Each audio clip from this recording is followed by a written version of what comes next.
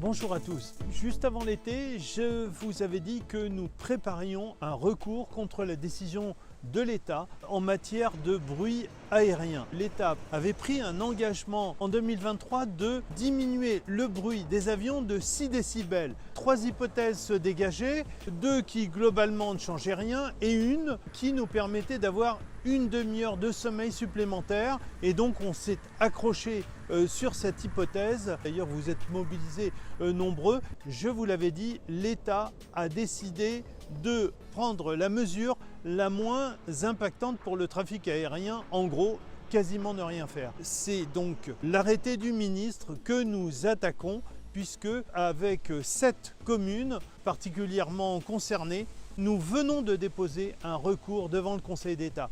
Quel grief peut-on faire à la décision ministérielle? Eh bien tout simplement de ne pas tenir compte de l'avis des riverains.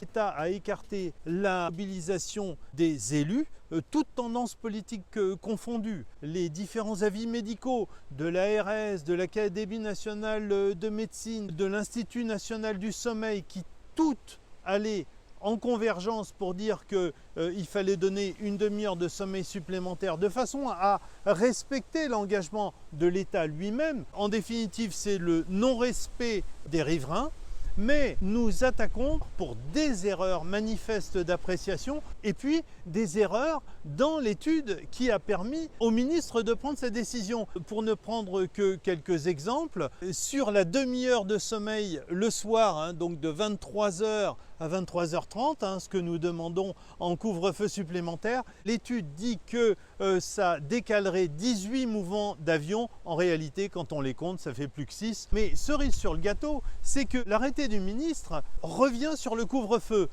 pour faire bouger les lignes, c'est-à-dire qu'on aurait pu s'attendre à un couvre-feu plus protecteur, c'est en gros ce qu'on demandait. Pas du tout, figurez-vous qu'ils ont fait disparaître la limite de 23h30, plus de décollage après 23h30, pour venir à une restriction qui concerne le départ de l'avion, le départ du poste-avion à 23h15. Alors on se dit, c'est plus tôt, en gros le temps de décoller, etc. Mais c'est une supercherie, puisqu'ils pourront ainsi envoyer de nombreux avions et décoller ainsi après 23h30.